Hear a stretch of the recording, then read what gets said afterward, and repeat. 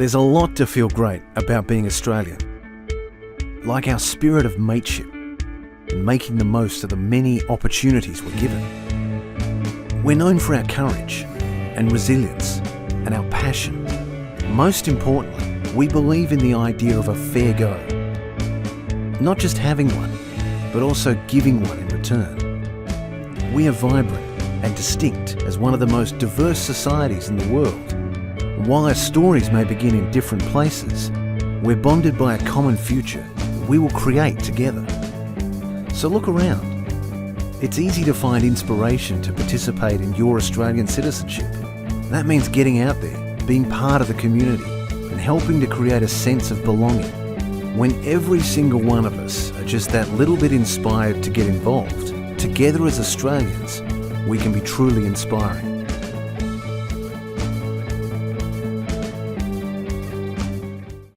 Wow. Good afternoon, everyone, and welcome to another of our Inspiring Australians Lunch with Leaders. For those who haven't met me, my name's Lewis, and I'm the CEO here at Auspire, Australia Day Council of Western Australia, and it's my pleasure to be your MC today. Welcome to all of those joining us from the different parts of Australia. I'm here in Wajak Noongar Budja, which is beautiful country close to the banks of the wonderful Derbil Yerrigan, which is our Swan River. That's the Noongar name for the Swan River here in Western Australia. And it's a very, very special place for the Wajak people, the traditional custodians. They've met and gathered on this land for thousands of years, well before us. So I take this opportunity to pay my respect to elders, past, present, and especially to those of you who may be joining us online today. I do also want to acknowledge the Australian of the Year National Diversity and Inclusion Partner, Chevron Australia, for its support of the Australian of the Year Awards, but also for these sorts of events that we deliver and provide a platform for our awards alumni to share their stories and to, of course, inspire others. So thank you again to Chevron Australia for helping us make that happen. We do have a little bit of housekeeping before we get started into the really interesting stuff.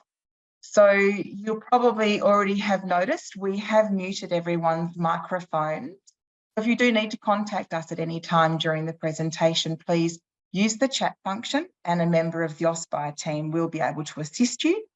You will also have the opportunity to ask questions from our speakers a little later in the session. So please start thinking about those questions now if you have any burning questions for our speakers. But as we go along, as you get those questions, please pop them into the chat facility and we will curate those and make sure that those questions are asked. We do also recommend that since we do have so many of you online today, if you are happy to turn off your camera, that is perfectly fine with us. And in fact, it probably will help us a little bit with our bandwidth so we can keep the session moving and streaming nice and fluidly.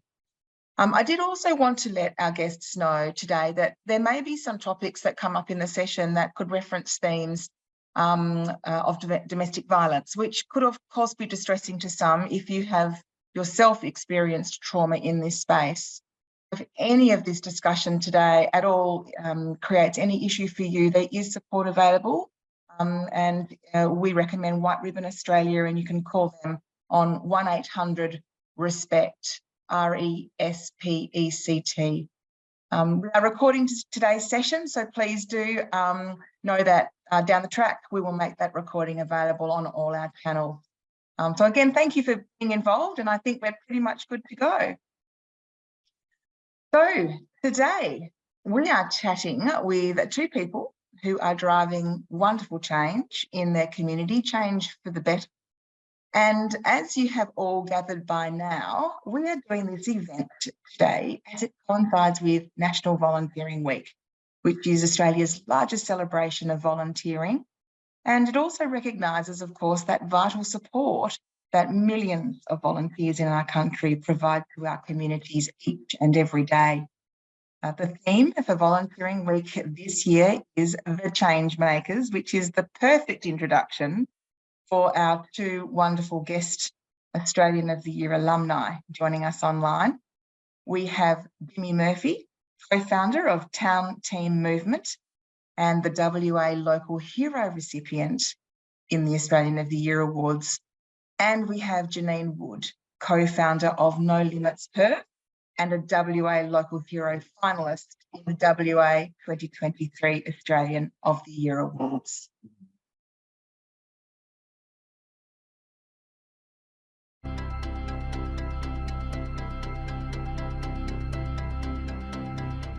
Social entrepreneur Jimmy Murphy co-founded the Town Team Movement to help people connect to create stronger communities and regenerate neighbourhoods. There are now more than 108 town teams making the world better, one location at a time. Jimmy has also co-founded Arts Impact WA, a philanthropic organisation that funds Western Australian arts projects.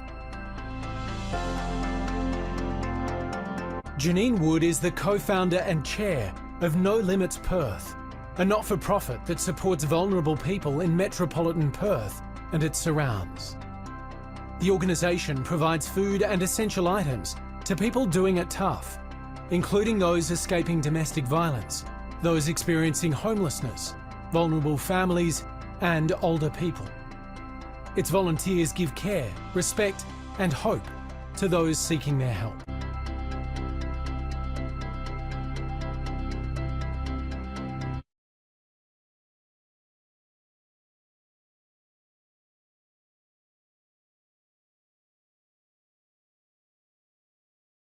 Oh, Morgan, you're just on mute there. Sorry about that. Yes, there was a pet barking in the background. I didn't want our guests having to deal with that. Thank you. So, Jimmy, firstly, congratulations again on being named WA's 2023 Local Hero. Now, I understand Town Team Movement came about from a very simple but powerful idea by volunteers, of course, sitting around a kitchen table back in 2019.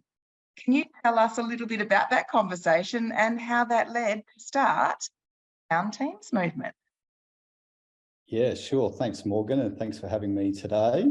Yeah, so Town Team Movement was formed pretty much around my kitchen table. It was a bunch of us who were already, I guess, volunteering, though we call them positive doers at Town Teams, not volunteers, but same thing. So we were, it was more of sort of inner city Perth thing with various town teams in Leederville and Mount Hawthorn, Mount Lawley, and we started, a few of us started getting together and saying, oh, wow, this town team thing, we just started calling them town teams. Then it was just community groups up until that point. Such a great thing, you know. We started getting people from the outer suburban areas of Perth wanting to do this thing that we were calling placemaking, which was getting people involved in contributing to their public realm of their towns, and that could be events or any sort of beautification or sustainability initiatives. And we were like, well, this is so great, but there was challenges with finding funding, challenges with working with the local governments, challenges in terms of volunteer burnout, everything that everyone deals with. So that's why we came up with this idea to start Town Team Movement, which was essentially an attempt to try and help support the groups and also support people who wanted to start their own group in their own town and do this stuff as well. So that was the genesis for the idea, and we spent, it took us a good couple of years to kind of work it out in our minds, and lots of discussions, lots of coffees, a few beers. And then, we started Town Team Movement, and it sort of it exploded from very outset. So it's been just a matter of keeping up with the interest ever since. We've been around for about 5 years now. Yeah. Well, I'm going to talk to you a little bit more about that transition from a volunteer led organisation to what is now a social enterprise. So let's delve deeper into that in a minute. Janine, hello and welcome.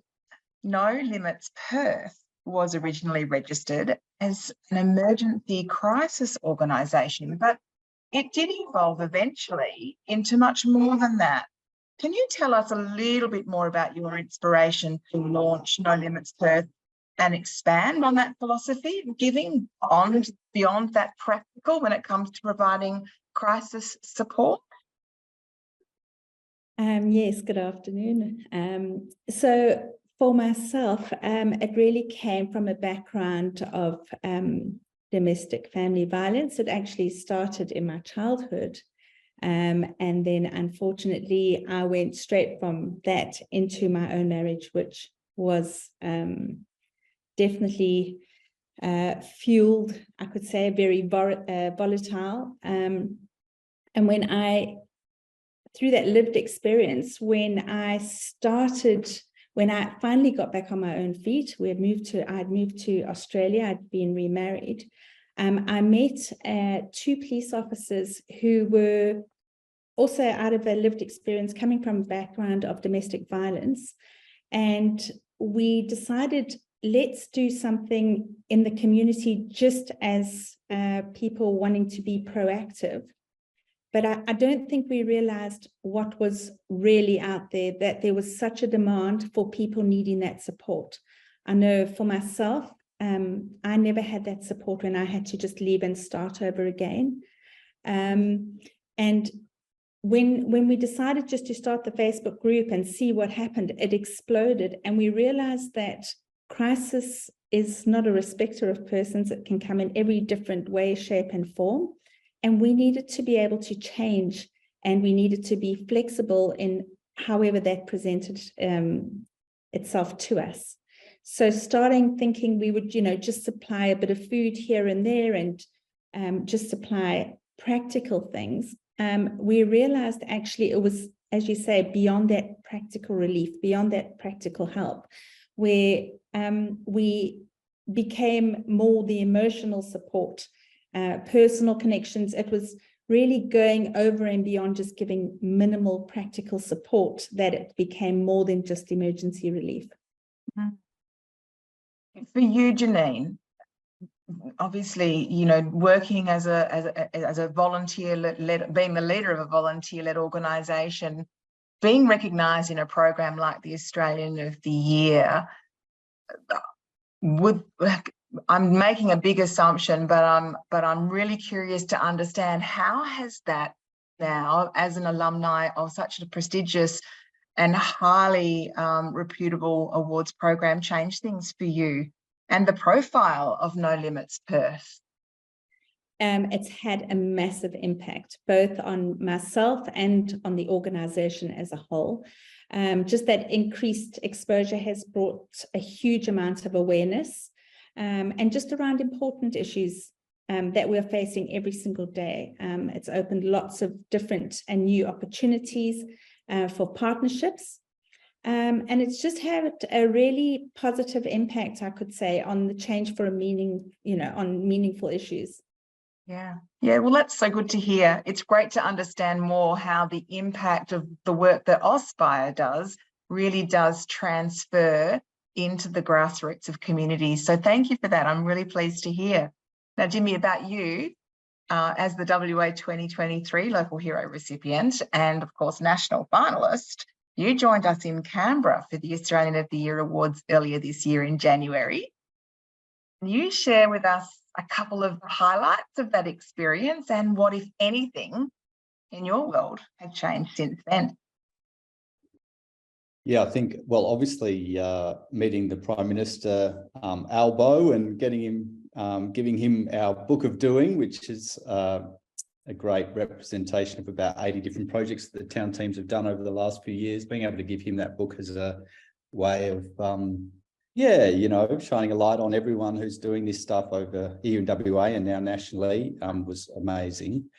But yeah, similar to Janine, since having the award, it's been amazing just how much more interest there is, especially from a partnerships perspective. So, and not just federal government, but also state government has been really excited about the award and, and what it's done and sort of shine a light on the town teams and what they're doing. So yeah, we've been having a lot of exciting discussions with the state government as well as federal government and other industry bodies. So that's definitely been the amazing outcome for us, as well as just recognition for I think what everyone's doing right across the state, which is really important too.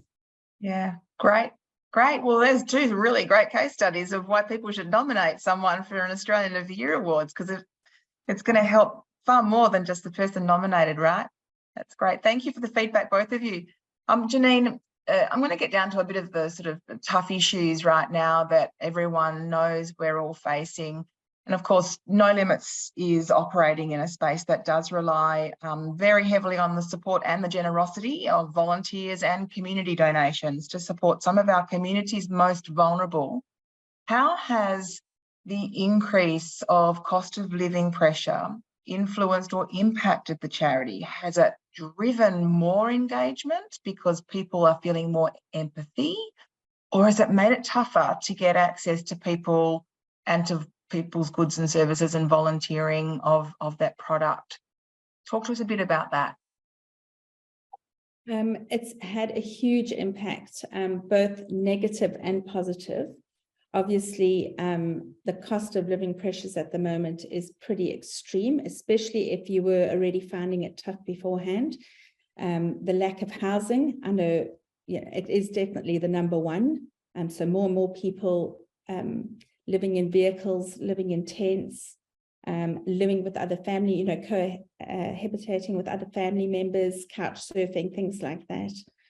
So we've definitely seen a significant impact, which puts a larger impact or makes a significant impact to us as charities. So as a not-for-profit, not a government organization, we definitely rely on the support of those around us. And, we have families making decisions of whether they pay for their next meal or do they buy medication. Do they keep their kids at home from school because they can't get their kids to school because they have no fuel? We have a family living in a car park at the moment who can't put their child in school because they don't have a registered address. So it definitely has had a huge impact in that sense.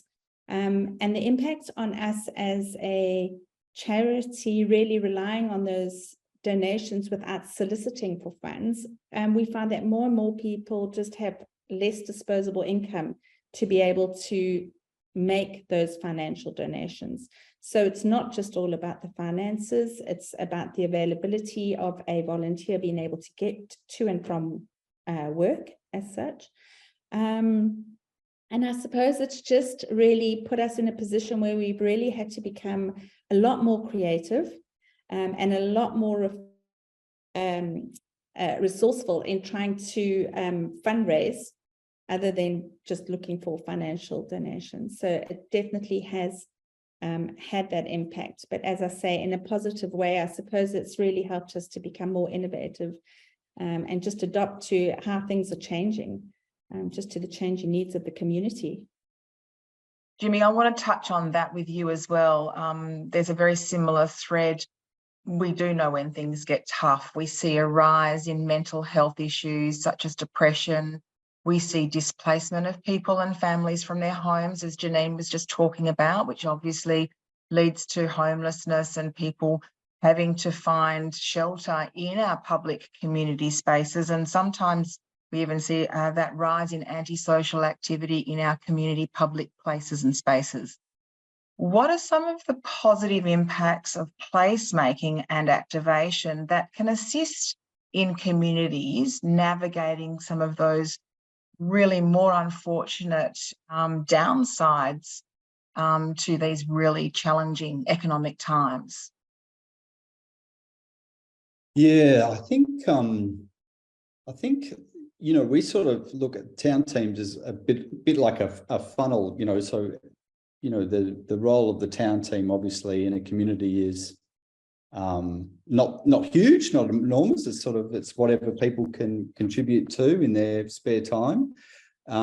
So yeah, tackling homelessness and stuff is probably a little bit beyond that realm. But what we do find is that, the more people that get involved and take responsibility in their community and step up as leaders and contributors, that sort of flows throughout that local place and builds, pride of place and a sense of belonging and connection, which then does flow on to people wanting to look after each other and improving the place, and then improving the environment of that place. And it all becomes like a bit of a cycle upwards, rather than the opposite, where people are disengaged, disempowered, not contributing, and the place is a cycle downward. And then that's when all those things start happening, accelerating in terms of homelessness and crime rates. I was reading an article this morning, actually. I'll post it in the chat, talking about how placemaking and activation in an area in Kwinana reduced by 70% the amount of crime that was being reported after some. So some of this stuff can actually really have a big difference. Some people kind of sometimes laugh at what we're doing in terms of, it's just, I think some people have referred to it as froth and bubble, and not really, it's just parties and, just having fun. But I think there is, definitely, underneath there's, it's a serious work that makes a big difference. Parties are about celebration, and I think the sorts of things that town teams, and when there are community gatherings and parties that are just froth and bubble, it's about celebrating of the community. So to all those naysayers out there, I say froth and bubble yourself. Janine, talk to us about your experience of the power of volunteers to literally change lives. I'm sure you have a story or two about the impact you've seen personally through your work of a volunteer-led, volunteer-run organisation. Where do I start? I'm pretty sure one day I could write a book on that positive impact. One of the initiatives that we have actually done through No Limits is one of our drivers have come out of a rehabilitation where they've continued through the program to a place where they are ready to give back to the community. And so we have actually taken on people who don't have work, like the driver of one of our vehicles, who has come out and he is now contributing. We've provided or made that space available where he can now give back. So he's become a driver where he's interacting with the community and not just doing it as a job, but absolutely loving it, having such an amazing impact on the people that he's coming across, sharing his life experience, sharing his lived experience, and really encouraging, motivating them to get involved, not to sit at home waiting for stuff to be delivered, but to actually get out there and make a really good impact on others. And many of our volunteers have got a lot of stories like that, where they've literally turned from ashes to beauty. They have come out of that really hard, dark place to be able to become amazing contributors to society. One of the stories we have, and I was hoping we could maybe show a photo, but we found a gentleman about a year ago. We met him who started off in a place of homelessness, and through the absolute dedication, love, and compassion from our volunteers has literally turned his life around. He wasn't in a place where he had any government or Centrelink support, and he has managed to, he's a different person. And I don't know if I can actually show a photo of that, just to show you what I'm talking about. So this gentleman himself, are you able to see that? Yes, we can. Yes, we can. Wow, what a transformation.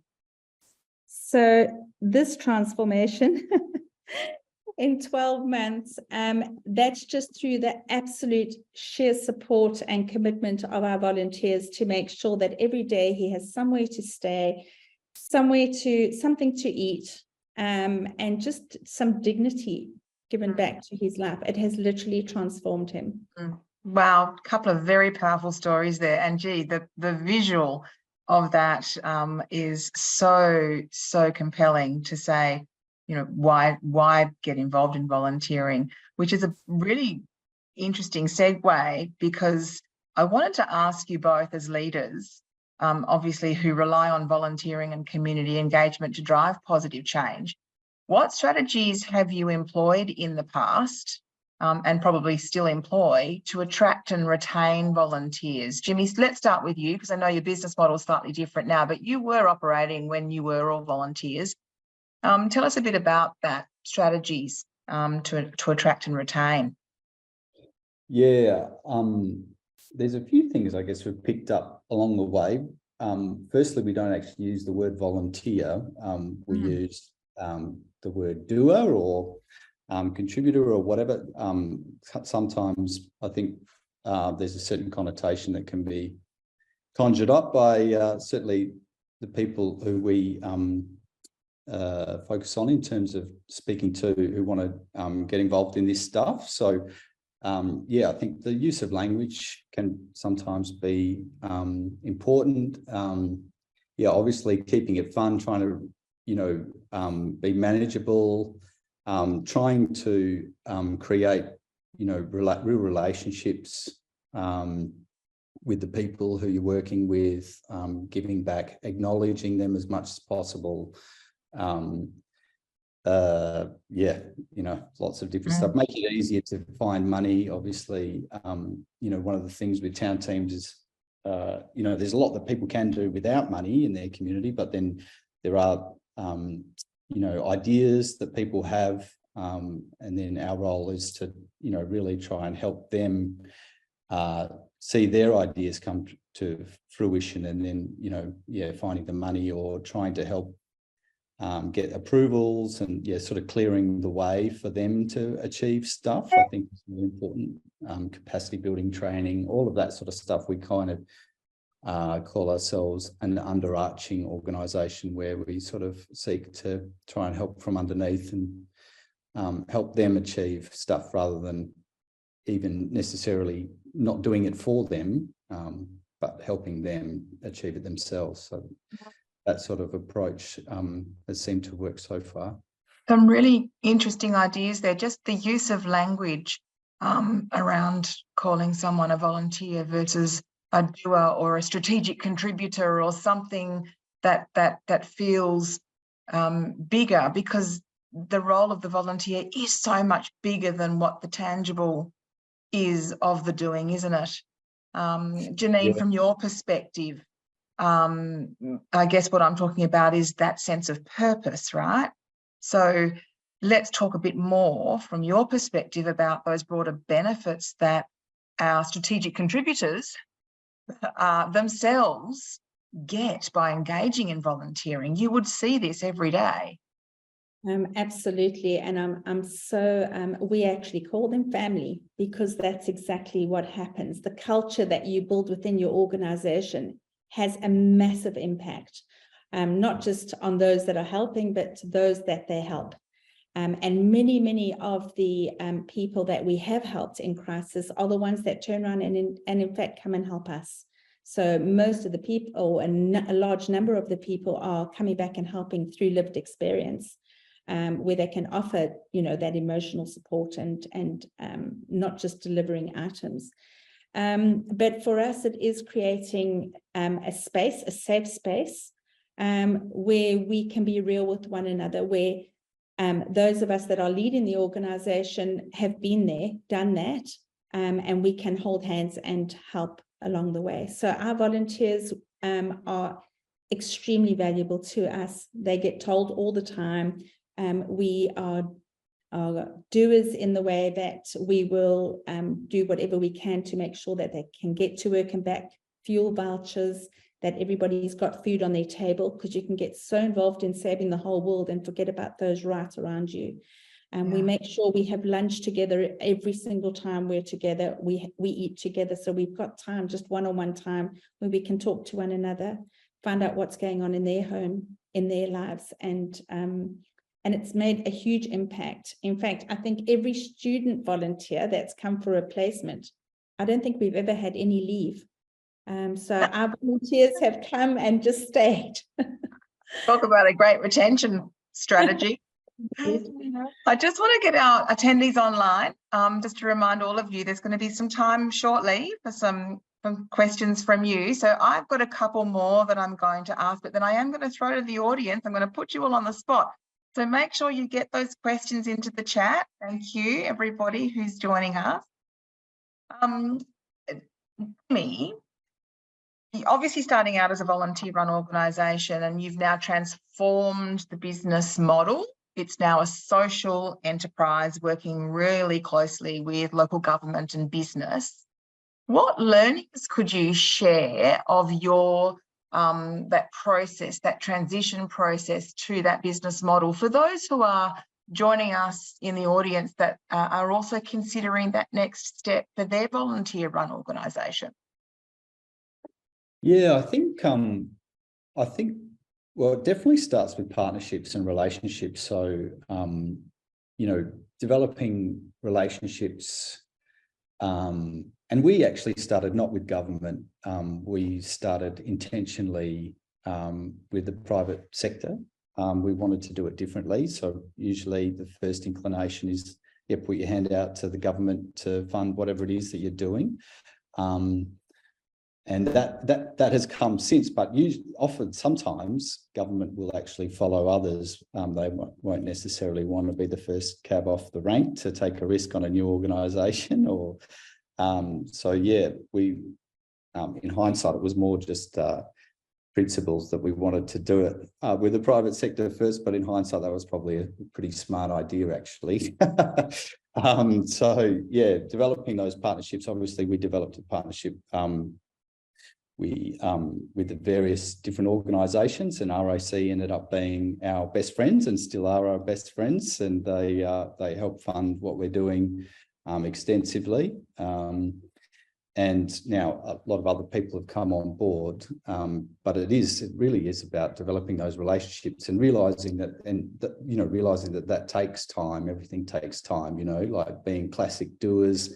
You just want to get it done, and you want it done right now, and you want to sort of see some sort of difference made. But sometimes we're human beings, and we need to learn to get to know each other and trust each other, and often before we work with each other. So yeah, understanding that this it does take time. I think the sort of two key things: relationships and time.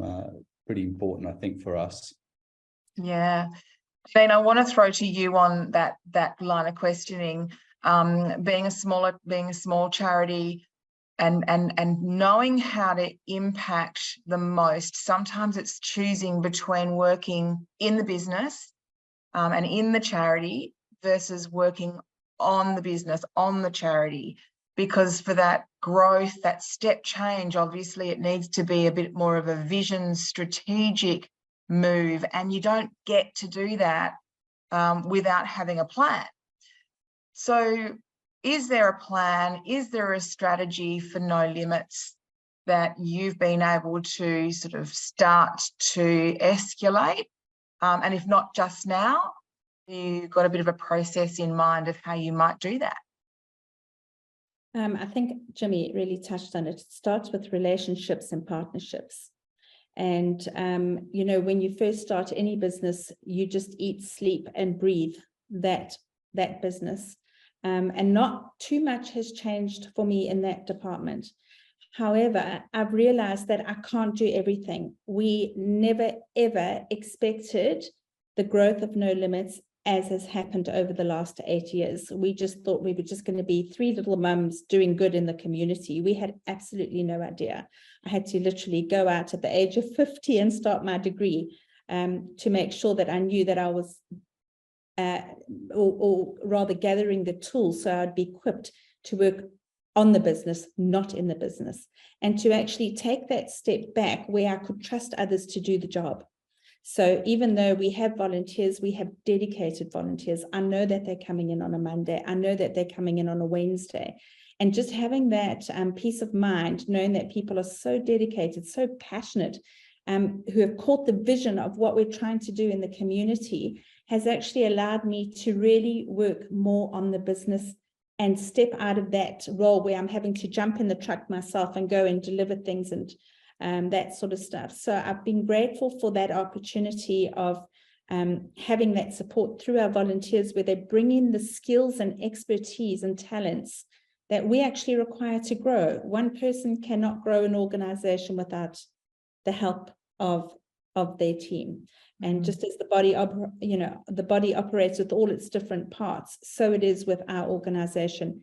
We need one another in order to grow and to really be focused on where we're going, and to really make an impact, I think, just on the communities around us. As an outreach organization helping people in crisis, there are very few services in the northern suburbs. So working with other organizations, forming those partnerships with other charities, both government and non-government, is extremely important for us. Absolutely. It sounds like it's about managing growth, isn't it? And particularly as not-for-profits, growth can sometimes go a bit too fast and it's hard to keep up. So it's about having a really strategic approach to that, which is, I guess, an interesting step into my next question, which I want to throw to you, Jimmy.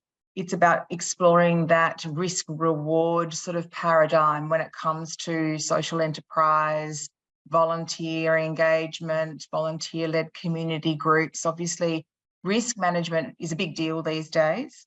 From work health and safety to data privacy to reputation management, the list goes on. The risk management around running a social enterprise or a not-for-profit or a charity is as big as it is for corporates. Everyone needs to do it and do it well. What is Town Team's movement to ensuring that you get that balance right between systematically managing risk, which can really freeze us up a bit to do anything if we're, managing risk to the point where we're fearful, versus getting that really great community-driven activation and placemaking happening? Have you got a strategy? Have you got a system? How do you guys do it so that you can manage that balance between, over-managing risk versus liberating community to do great stuff? Yeah, I guess so there's probably a couple of parts to that. The first one is, we've got an online resource hub, so we share resources amongst all the teams. They have free and unlimited access to that, and that's got template risk management plans and constitutions and how to get around this rule or how to get around that rule. And we've obviously got a knowledge bank that we've developed over time, and then we also connect people with others who have managed to get around things. So definitely the power of the network and making that available to the network is really helpful for a lot of people, especially we get a lot of inquiries around insurance and risk management plans and whatnot, as you'd imagine. Sometimes it is hard to get over those barriers, but usually as a community we can get around it. And then I guess there is that advocacy piece, and often a lot of it is, just helping people just give it a go and then working it out. Like I often tell people, in my whole time of doing this work, I've never seen anyone fined or, even really got in any trouble trying to do good for their community. So often, that old asking forgiveness, not permission, is pretty relevant in our world. Yes, not-for-profits and charities do get away with that. We do, don't we? We kind of have that in our back pocket quite a lot. That's right.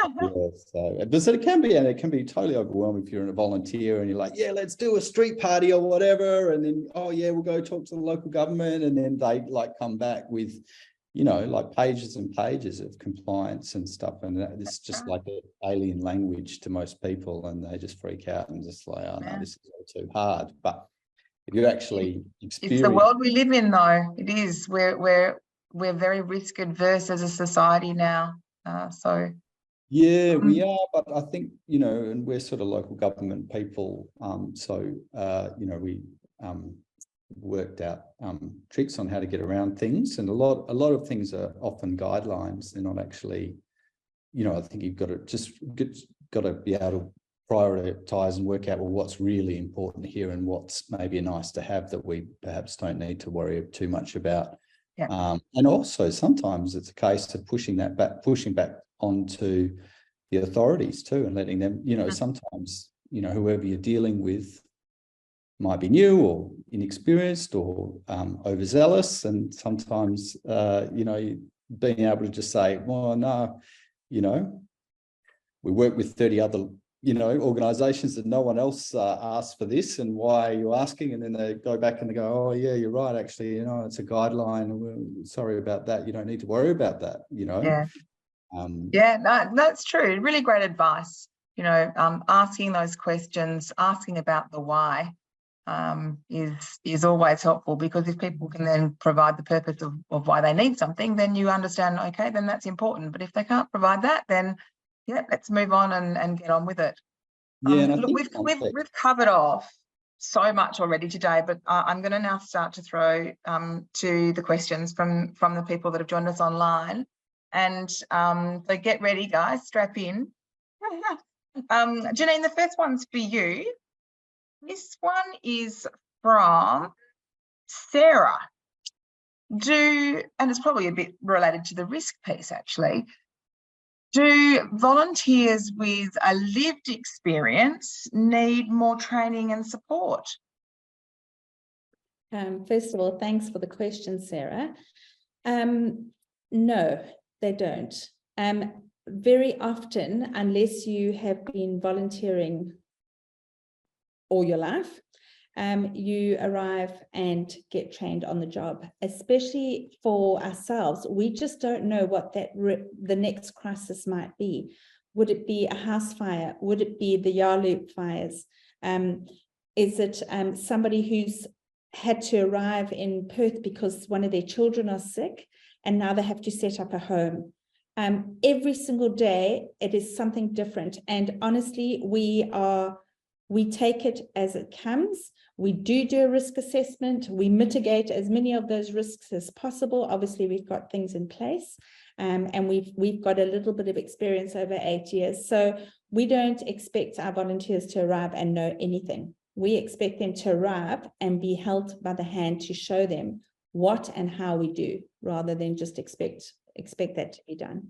And I think most really well-run charities and volunteer-led organisations have the same approach. I think it's really good advice. Don't let that hold anyone back. If they want to get involved in volunteering, you can get the training on the job, and it's really great to hear that.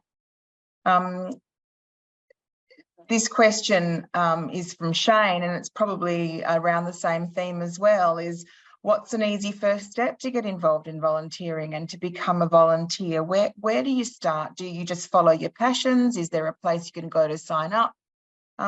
We know that there's a great organisation called Volunteering WA that helps support volunteers and volunteer organisations. But from both of your perspectives, maybe Jimmy, from you, what would you recommend to Shane about getting involved in volunteering and where to start? Yeah, look, I think it is good to know exactly what your interests are, you know, and perhaps why you might want to get involved. Sort of having a little bit of a think, you know, I think is important. And then, yeah, Volunteering WA do have a great platform, Victor, which if it is, you just want to be able to give, you know, a day, a month or whatever to something. But if you want to, you know, if you wanted to get more involved in your community and do placemaking, then you could just contact us, or, you know, we've got a website. You can see where your local town team is. You might want to join a group, or, yeah, even just locally, having a look, seeing what other groups. I think most groups these days are crying out for help and volunteers. So I don't think you'd have any problem there just contacting any local groups or rocking up to an event or activity. We've got a sundowner tomorrow night. If you want to come, it's in the Pickle District. You're more than welcome. We've got a volunteer celebration tomorrow night. You can come and hang out with our positive doers and maybe get inspired to start an idea or initiative in your town. But yeah, I think it's really just putting yourself out there and realising that, you know, it's just such a wonderful thing to want to contribute to your community and you know, back yourself, be courageous. Yeah. That's a good bit of advice. Back yourself. And there you go, Shane. If you're in the metropolitan area, pop into the Pickle District and go and have a chat to Jimmy one-on-one. I've got a question here. Well, it's probably more of a bit more of a long ask and a bit of a statement from Ashley. Ashley's keen to hear how the rise in people wanting to get work and obviously to be able to get a paid role in organisations that align with their values is meaningful and provides obviously that sense of ownership. And if, you know, getting out there a lot of the time, they're getting meaning from their work. Do you think this is a positive or a negative trend for volunteering? I think using I think what the question is from Ashley is start with volunteering to get that experience, and then you can use that to get into paid work. Is that something that we see is growing a lot in this current economic climate? I can answer that one for you, Ashley. We have found a huge increase in the amount of organisations contacting us for student placements, and that's a lot of the people that come through and do those student placements are really just trying to gain some experience for a paid job later. So, you know, I would encourage anyone who's looking at a pay, you know, for eventually for it to result in some sort of paid work, is actually to try different organizations.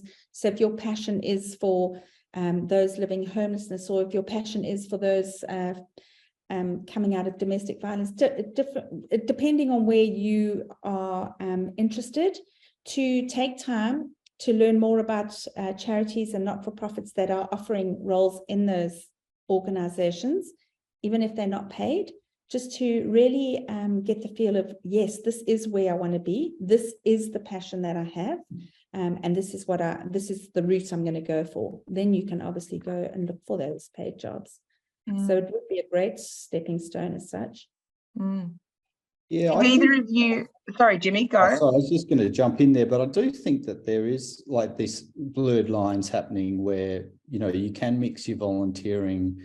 Like we're seeing a lot of town teamers go on to, you know, live their dream, work their dream in terms of placemaking jobs. Like our industry is growing pretty quickly, and more people are investing in it, and, you know, they're able, you know, what they did as a volunteer, there are more paid opportunities for that emerging, and I think that that's a really positive thing, you know, and I think that what a wonderful world that people could you know, work in their dream jobs that they would even be happy to volunteer their time to do previously, and vice versa, you know, being able to work in a business that allows you to volunteer outside of that. I know that's a big thing, corporate volunteering now, where the businesses will pay for their staff to go and you know, support various organisations, because there is an understanding that, yeah, it is sort of, you know, people got to make ends meet too. We do see a lot of that. It is a really strong move by corporates and small business, providing, you know, as well as annual leave, volunteering day leave or volunteering leave. It's a really great initiative. I've got a question here from Erin about age groups, and are you guys seeing different trends between younger volunteers versus older volunteers?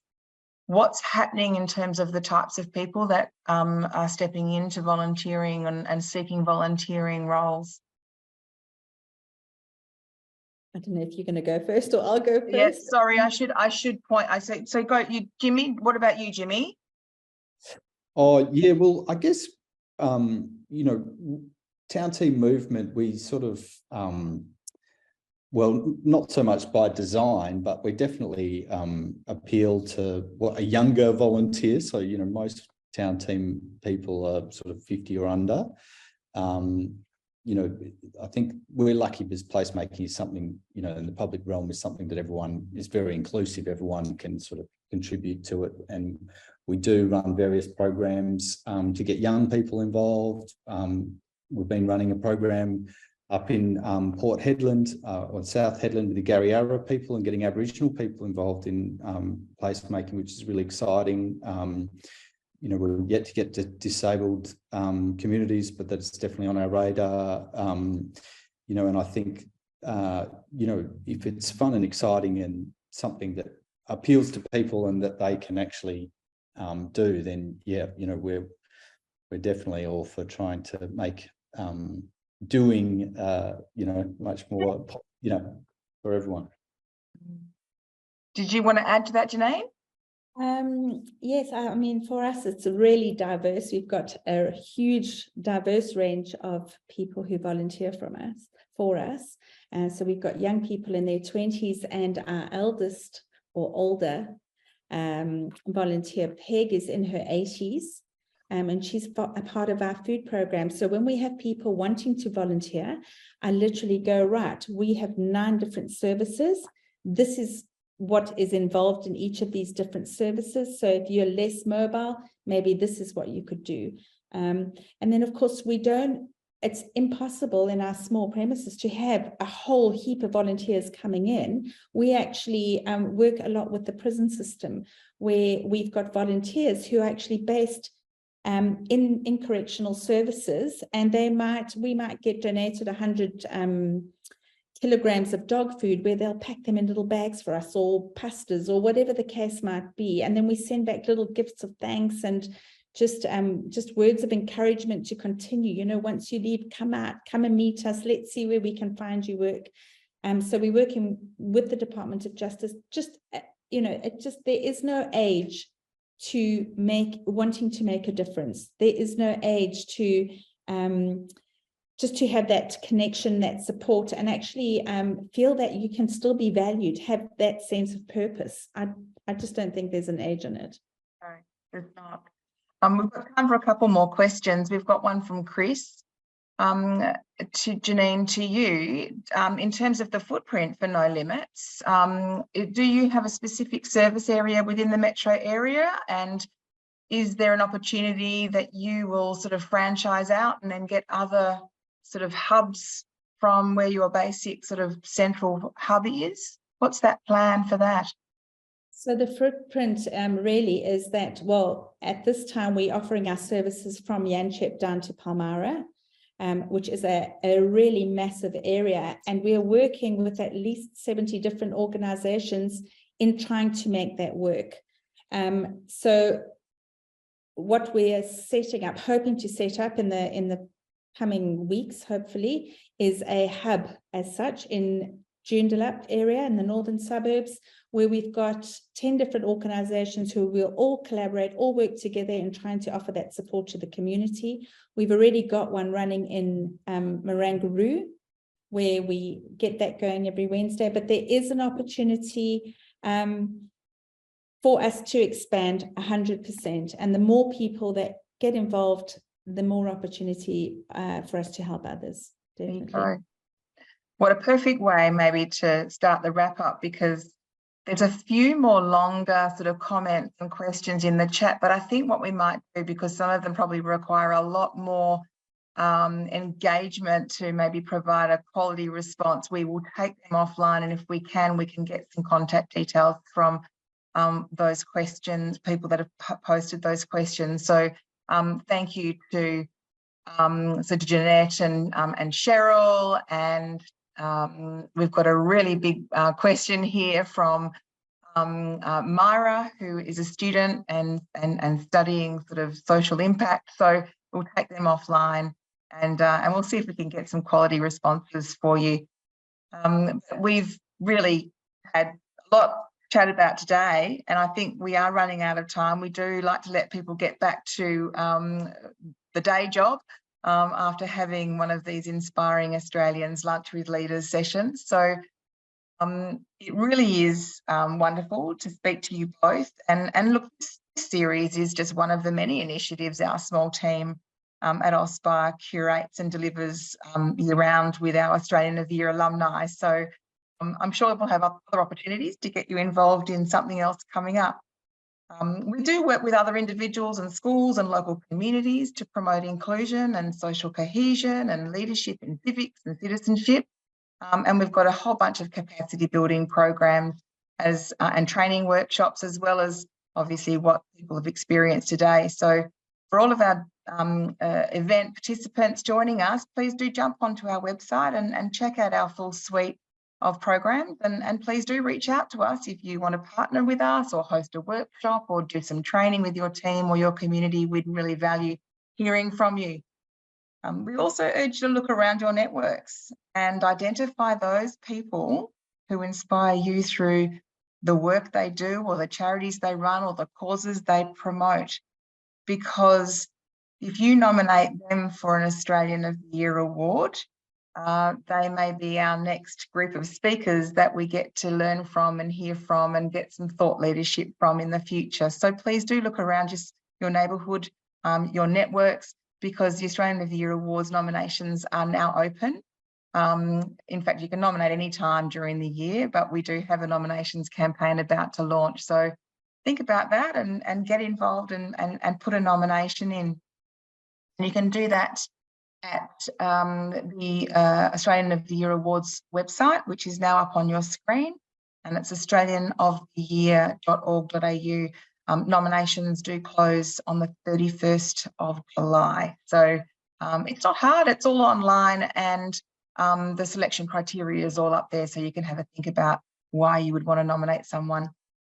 So look, in closing today, I would like to again acknowledge the Australian of the Year National Diversity and Inclusion Partner, Chevron Australia, and for the large cohort of Chevron people joining us online today. Thank you for your support. It's really great to know that you not only support us through the contribution and the partnership, but your people also do get involved in what we do. So thank you. It's really wonderful to have you involved. And thanks again to our amazing guest speaker alumni, Janine and Jimmy. That's a mouthful, Janine and Jimmy. Look, not only for your passion, but wow, your unwavering sense of purpose is really clear. We absolutely thank you for the work that you do in community, and of course we wish you both all the best with your plans. And if anyone wants to find out more about the Town Team Movement or No Limits Perth, both of their websites now are coming up on screen, and you can always email us at Auspire and we can flick that through to you. But good old Google, you can always find it online there too. And so thank you to the audience for joining us. We really appreciate having your presence today for our Lunch Online, and we do look forward to seeing you at one of our future Inspiring Australians events coming up in the future. So thanks again, and have a really great afternoon, everyone. Thanks. Thank you. Thank you very much. Thanks. Have a good- Thank you. Bye.